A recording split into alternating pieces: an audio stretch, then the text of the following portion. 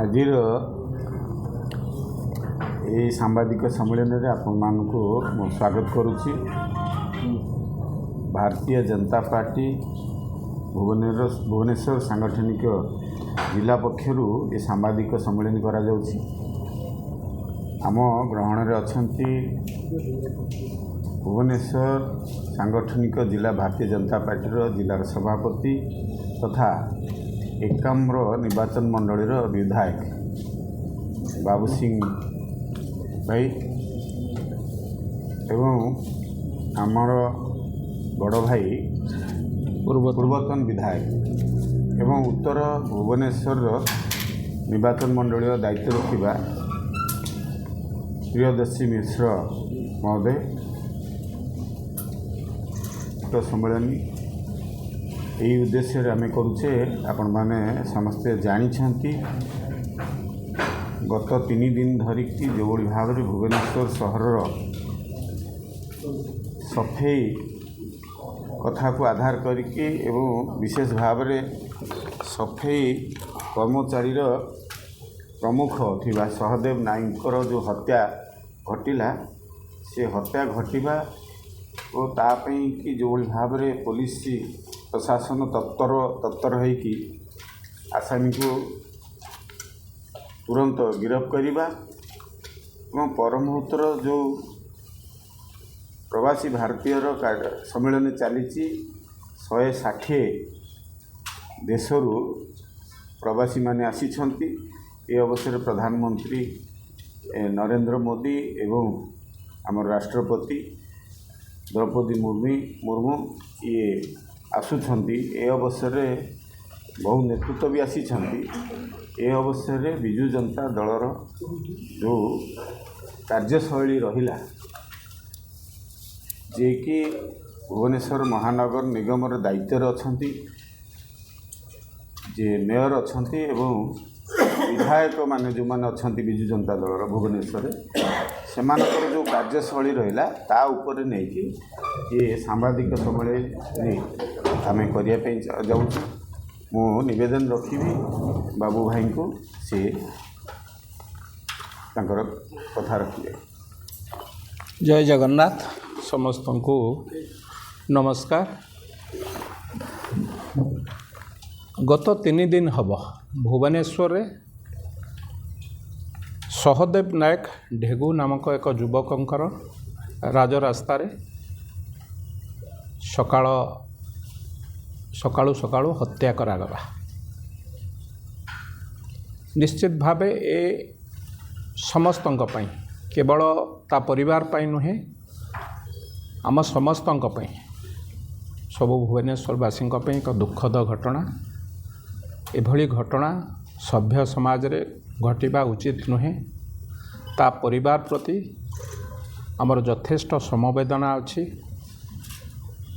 ତା ପରିବାର କିଭଳି ଭାବେ ଆଗକୁ ଠିକରେ ଚାଲିବ ସେ କଥାକୁ ମଧ୍ୟ ଦୃଷ୍ଟି ଦେବା ଏ ସରକାରଙ୍କର ଦାୟିତ୍ୱ, ଆମ ସମସ୍ତଙ୍କର ଦାୟିତ୍ୱ।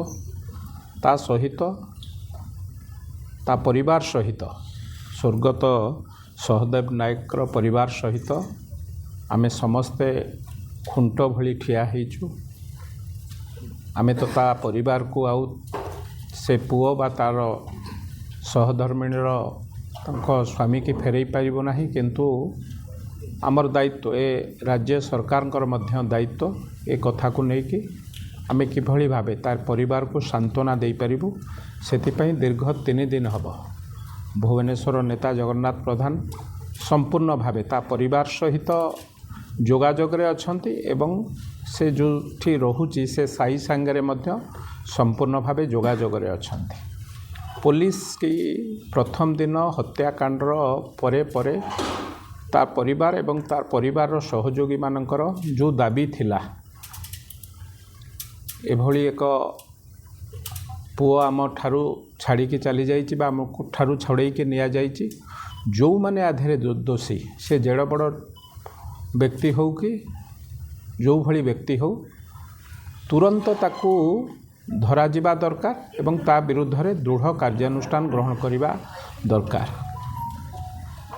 ତେଣୁ ସେହି ଅନୁସାରେ ଜଗନ୍ନାଥ ପ୍ରଧାନ ମହୋଦୟ ମଧ୍ୟ ତା ପରିବାର ସାଙ୍ଗରେ ଆଲୋଚନା କରିଥିଲେ, ମୁଖ୍ୟମନ୍ତ୍ରୀଙ୍କ ସାଙ୍ଗରେ ଆଲୋଚନା କଲେ।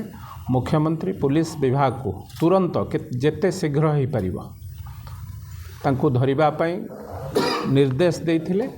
12 ଘଣ୍ଟା ଭିତରେ ଯେଉଁମାନେ ମୁଖ୍ୟ ଆସାମୀ ଏ ହତ୍ୟାକାଣ୍ଡରେ ସଂଶ୍ଳିଷ୍ଟ, ଏ ହତ୍ୟାକାଣ୍ଡରେ ସମ୍ପୃକ୍ତ, 12 ଘଣ୍ଟା ଭିତରେ 3 ଜଣଙ୍କୁ ପୁଲିସ ଗିରଫ କରିଥିଲା। ତାର ପରବର୍ତ୍ତୀ ଅବସ୍ଥାରେ ଆଉ 2 ଜଣଙ୍କୁ, ଏମିତି 5 ଜଣଙ୍କୁ ଏପର୍ଯ୍ୟନ୍ତ ଗିରଫ କରାଗଲାଣି।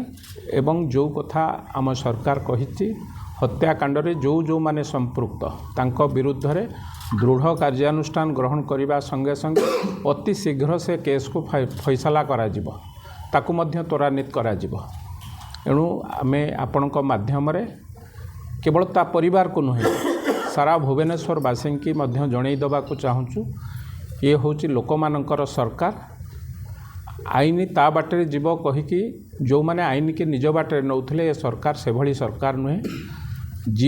ଯେକୌଣସି ବ୍ୟକ୍ତି ହୁଅନ୍ତୁ ତା ବିରୁଦ୍ଧରେ ଯଦି ଅନ୍ୟାୟ ଅତ୍ୟାଚାର ଭ୍ରଷ୍ଟାଚାର କରୁଛି, ତା ବିରୁଦ୍ଧରେ କ୍ରାଇମ୍ କରୁଛି, ତା ବିରୁଦ୍ଧରେ ଦୃଢ଼ କାର୍ଯ୍ୟାନୁଷ୍ଠାନ ଗ୍ରହଣ କରାଯିବା ପାଇଁ ମୋହନ ଚରଣ ମାଝୀଙ୍କର ସରକାର ପୁରା ସଂକଳ୍ପବଦ୍ଧ। ଏବଂ ଏ କେସ୍କୁ ଯେଉଁମାନେ ଆସାମୀ ଧରା ହୋଇଛନ୍ତି ତାଙ୍କ ବିରୁଦ୍ଧରେ କିଭଳି ଭାବରେ ଦଫାକୁ ପୁରା କଡ଼ାକଡ଼ି ଭାବେ କରିକି ଅତି ଶୀଘ୍ର ତାକୁ ଦଣ୍ଡ ଦିଆଯିବ, ସେ ବ୍ୟବସ୍ଥା ମଧ୍ୟ ଆମେ କରୁଛୁ। ଦ୍ୱିତୀୟ କଥା, ତା ପରିବାରର ଯେତେବେଳେ ଗୋଟିଏ ପୁଅ ବା ଜଣେ ମହିଳାଙ୍କର ଯେତେବେଳେ ଗୋଟିଏ ସ୍ୱାମୀ ଚାଲି ଯାଇଛନ୍ତି, ନିଶ୍ଚିତ ଭାବେ ଆମର ଦୁଃଖ ଏବଂ ଆମ ସମସ୍ତେ ତା ପରିବାର ପାଇଁ ସମବେଦନା ଜଣାଉଛୁ। ଏବଂ ତା ପରିବାରର ତା ସହଧର୍ମିଣୀ ଯେ ରହିଛି, ତାର ଗୋଟିଏ ଡିମାଣ୍ଡ ଥିଲା ତାଙ୍କର ପରିବାର ତରଫରୁ, ତାକୁ କେଉଁଠି ଚାକିରି ବା ଏନଗେଜମେଣ୍ଟ, ଯେହେତୁ ପରିବାରରେ ରୋଜଗାର କରୁଥିବା ପୁଅ ଚାଲିଯାଇଛି, ଆମ ସମସ୍ତଙ୍କର ସହାନୁଭୂତି ସେଥିପାଇଁ ରହିଛି। ଏବଂ ତାର ସହଧର୍ମିଣୀକି ତାର ଏଜୁକେସନ୍ ଅନୁସାରେ କ'ଣ ପାଠ ପଢ଼ିଛି, କ'ଣ ହେଇଛି, ଯେହେତୁ ଏବେ ଘଟଣା ଘଟିଛି, ତା ପରିବାରର ମାନସିକ ସ୍ଥିତି ଠିକ୍ ନଥିବ, ରୋଜଗାରକ୍ଷମ ହୋଇପାରିବ, ସେ ବିଷୟରେ ମଧ୍ୟ ଆମେ 3 ଜଣ ଏଠି ନେତୃତ୍ୱ ଆଲୋଚନା କରିଛୁ ମୁଖ୍ୟମନ୍ତ୍ରୀଙ୍କ ସାଙ୍ଗେ। ସେ କଥାକୁ ମଧ୍ୟ ବିଶେଷ ଭାବରେ ଏ ସରକାର ଦୃଷ୍ଟି ଦେବେ।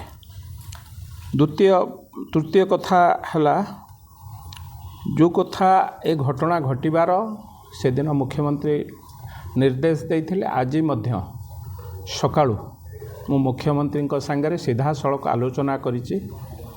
ବିଧାୟକ ହିସାବରେ କେବଳ ନୁହେଁ, ଭୁବନେଶ୍ୱରର ସଭାପତି, ଭୁବନେଶ୍ୱର ଏକ ବାସିନ୍ଦା ହିସାବରେ ଯେତେବେଳେ ଭୁବନେଶ୍ୱରରେ କ୍ରାଇମ୍ ଘଟିଛି, ମୁଖ୍ୟମନ୍ତ୍ରୀ କହିଲେ ଯେ ଏବେ ଯେଉଁ କାର୍ଯ୍ୟକ୍ରମ ଚାଲିଛି, ଦେଶର ପ୍ରଧାନମନ୍ତ୍ରୀ, ଦେଶର ରାଷ୍ଟ୍ରପତି, ଦେଶର ଅନ୍ୟତମ ନେତୃତ୍ୱମାନେ ଆସିଛନ୍ତି, ତାଙ୍କ କାର୍ଯ୍ୟକ୍ରମ ଆଜି ସରିଯିବ। ସରିଗଲା ପରେ ଏ ବିଷୟରେ ବିଶେଷ ଭାବରେ ମୁଁ ଦୃଷ୍ଟି ଦେବି ଏବଂ ତା ପରିବାରକୁ ମୋର ଯଥେଷ୍ଟ ସମବେଦନା ରହିଛି। କିଭଳି ଭାବେ ତା ପରିବାର ଚଳିବ ସେ ବିଷୟରେ ମୁଁ ମଧ୍ୟ ଆଜି ସକାଳୁ ଆଲୋଚନା କରିଛି। ତା ପରିବାରକୁ ମୁଖ୍ୟମନ୍ତ୍ରୀ କହିଛନ୍ତି, ତା ପରିବାରକୁ ଟିକେ ବୁଝାଅ, ଅନ୍ୟ କୌଣସି କଥାରେ ନ ଭୁଲି ମୁଖ୍ୟମନ୍ତ୍ରୀ ସିଧାସଳଖ ତା ପରିବାର ପଛରେ ଅଛନ୍ତି ବୋଲି ଏକଥା ତାଙ୍କୁ ଜଣାଇ ଦିଅ। ଏବଂ ଏ ସମ୍ମିଳନୀ ପରେ ପରେ ତା ପରିବାରକୁ ଡାକିବି ବା ତା ପରିବାର ସାଙ୍ଗରେ ମୁଁ ଭେଟିବି, ନିଜେ ସିଧାସଳଖ ଭେଟିବି, ଏକଥା ମୁଖ୍ୟମନ୍ତ୍ରୀ ମଧ୍ୟ ନିଜେ କହିସାରିଛନ୍ତି, ଆଜି କହିଛନ୍ତି। ଏ କଥାକୁ ନେଇକି ଯେତେବେଳେ ରାଜ୍ୟରେ ଆପଣମାନେ ସମସ୍ତେ ଦେଖୁଥିବେ, 6 ମାସ ତଳେ ଆସିଥିବା ସରକାର ବା ମୋହନ ଚରଣ ମାଝୀଙ୍କ ସରକାର ଆସିବା ପରେ, ଡବଲ୍ ଇଞ୍ଜିନ୍ ସରକାର ଆସିବା ପରେ ଓଡ଼ିଶାରେ ବିରାଟ କାର୍ଯ୍ୟକ୍ରମ, ବଡ଼ ବଡ଼ କାର୍ଯ୍ୟକ୍ରମ ହେଉଛି। ଏସବୁ ଆମ ପାଇଁ ଗର୍ବ ଏବଂ ଗୌରବର ବିଷୟ।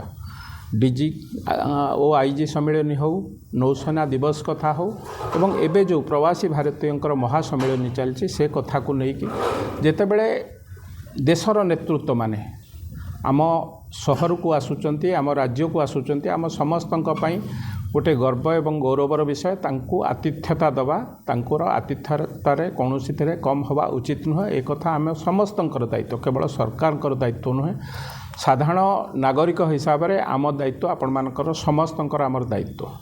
ଏହି ସମୟରେ ଯେତେବେଳେ ହତ୍ୟାକାଣ୍ଡ ଘଟିଛି, ନିଶ୍ଚିତ ଭାବେ ଆମେ ସେ ଘଟଣାରେ ଦୋଷୀକି ଧରିଛୁ, ଦୋଷୀକି କିଭଳି ଭାବେ ଦଣ୍ଡ ଦିଆଯିବ ସେ ବ୍ୟବସ୍ଥା ଦେଖୁଛୁ। କିନ୍ତୁ ଏଇ କଥାରେ ରାଜନୀତିରେ ରୁଟି ସେକିବା ପାଇଁ ଚେଷ୍ଟା କରୁଥିବା ବିଜୁ ଜନତା ଦଳ ଗତକାଲି ପ୍ରେସ୍ କନଫରେନ୍ସ କରି ଦେଖନ୍ତୁ ମେୟର ମହୋଦୟ ପରଦିନ ପ୍ରଧାନମନ୍ତ୍ରୀଙ୍କୁ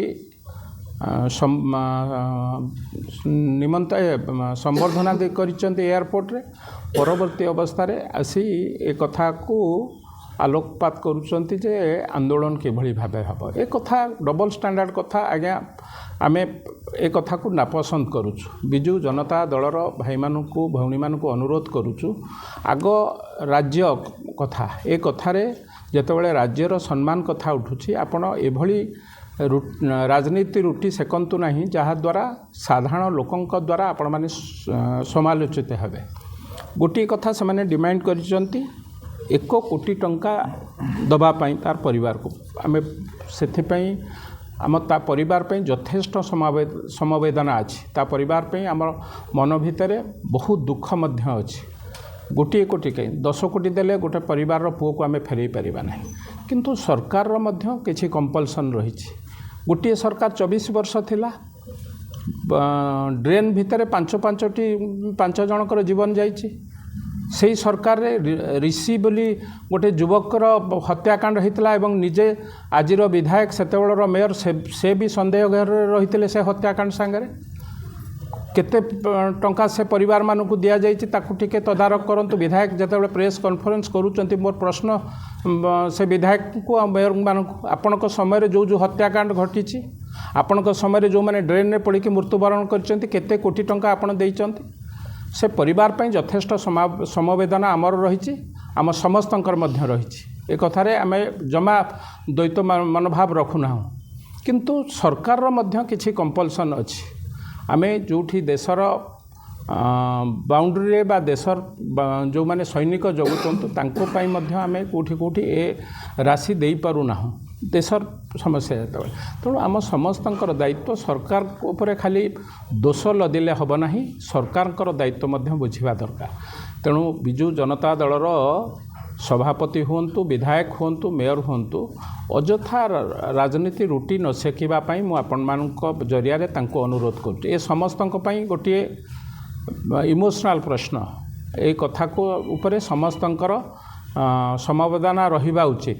କିନ୍ତୁ ଏଭଳି ସମୟରେ ଆପଣମାନେ ଦୁଇ ମୁହଁ ବା ଦ୍ୱୈତ ମୁହଁର କାମ କରନ୍ତୁ ନାହିଁ, ଯାହାଦ୍ୱାରା ଲୋକମାନଙ୍କ ଦ୍ୱାରା ଆପଣ ସମାଲୋଚନା ହେବେ।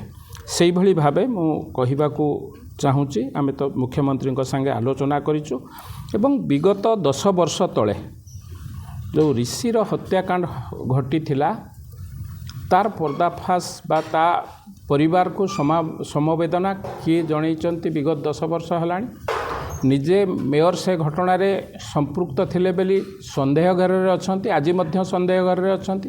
ଆଜି ସୁଦ୍ଧା ସେ କଥାକୁ ମଧ୍ୟ ଆମେ ତାର ଉତ୍ତର ପାଇନାହୁଁ, କିଏ ସେ ହତ୍ୟାକାଣ୍ଡ ତାକୁ କରିଥିଲା ଏବଂ ତା ପରିବାରକୁ କେତେ ଅର୍ଥରାଶି ମିଳିଥିଲା ସେ କଥା ଯଦି ମଧ୍ୟମର ବିଧାୟକ କହିବେ, ଆମେ ଭାବୁଛୁ ତା ପରିବାର ପାଇଁ ଟିକେ ସାନ୍ତ୍ୱନାମୂଳକ ହେବ ଏବଂ ସେ ହତ୍ୟାକାଣ୍ଡର ପୁଣି ଫାଇଲ୍ ଖୋଲିବା ପାଇଁ ଆମେ ସରକାରଙ୍କୁ ତ ନିଶ୍ଚିତ ଭାବେ ଜଣାଇବୁ ଏବଂ ରିଷି ହତ୍ୟାକାଣ୍ଡର ଫାଇଲ୍ ଖୋଲାଗଲେ ତା ପରିବାର ନିଶ୍ଚିତ ଭାବେ ଶାନ୍ତିରେ ଜୀବନଯାପନ କରିପାରିବେ ବୋଲି ଆଜି ବି ତା ପରିବାର କେଉଁଠି ନା କେଉଁଠି ଦୁଃଖ ଭିତରେ ରହିଛନ୍ତି। ସେଇଭଳି ଭାବେ ସେ ଘଟଣାର ଯେଉଁମାନେ ପୂର୍ବ ସେକ୍ସ ସ୍କାଣ୍ଡାଲରେ ଥିଲେ, ଏ ପେଟ ମୋର ନୁହେଁ କି ପେଟ ମୋର, ତାର ଉତ୍ତର ଭୁବନେଶ୍ୱରବାସୀ ଜାଣିଛନ୍ତି ସେ ପେଟ କାହାର। ତେଣୁ ଅଯଥା ରାଜନୀତି କରି ଯଦି କାଚ ଘରେ ରହି ଅନ୍ୟକୁ ଟେକା ପକାଇବାକୁ ଚେଷ୍ଟା କରନ୍ତି, ନିଶ୍ଚିତ ଭାବେ ଟେକା ତାଙ୍କ କାଚ ଘରକୁ ମଧ୍ୟ କିଏ ଟେକା ପକାଇବ। ଆମ ସମସ୍ତଙ୍କର ଦାୟିତ୍ୱ ଭୁବନେଶ୍ୱରବାସୀଙ୍କୁ ସୁରକ୍ଷା ଦେବାର, ଆମ ସମସ୍ତଙ୍କର କର୍ତ୍ତବ୍ୟ ଭୁବନେଶ୍ୱରବାସୀ କିଭଳି ଭାବେ ଶାନ୍ତିରେ ରହିବେ। କିନ୍ତୁ ତା ଭିତରେ ଯଦି ଯେଉଁମାନେ ଅଯଥା ରାଜନୀତି କରୁଛନ୍ତି, ମୋତେ ଲାଗୁଛି ଏ କଥା ଠିକ୍ ନୁହେଁ। ଆମ ସମସ୍ତଙ୍କର ଦାୟିତ୍ୱ, ସରକାରଙ୍କର ଦାୟିତ୍ୱ, ବିରୋଧୀ ଦଳଙ୍କ ଦାୟିତ୍ୱ ଏବଂ ସର୍ବସାଧାରଣଙ୍କ ଦାୟିତ୍ୱ କିଭଳି ଭାବେ ଏଠି ଭୁବନେଶ୍ୱରବାସୀ ଶାନ୍ତିରେ ରହିବେ, ନିର୍ଭୟରେ ରହିବେ ଏବଂ ସବୁ ପରିବାରକୁ ନ୍ୟାୟ ମିଳିବ। ସେଥିପାଇଁ ମୋହନ ମାଝୀଙ୍କର ସରକାର ସଂକଳ୍ପବଦ୍ଧ ଭୁବନେଶ୍ୱରବାସୀଙ୍କୁ ତାଙ୍କର ଜୀବନଶୈଳୀରେ ଉନ୍ନତ ଆଣିବା ସହିତ ଶାନ୍ତିରେ ରହିବାର ସେ ମୋହନ ମାଝୀଙ୍କର ସରକାର ସଂକଳ୍ପବଦ୍ଧ। ଧନ୍ୟବାଦ।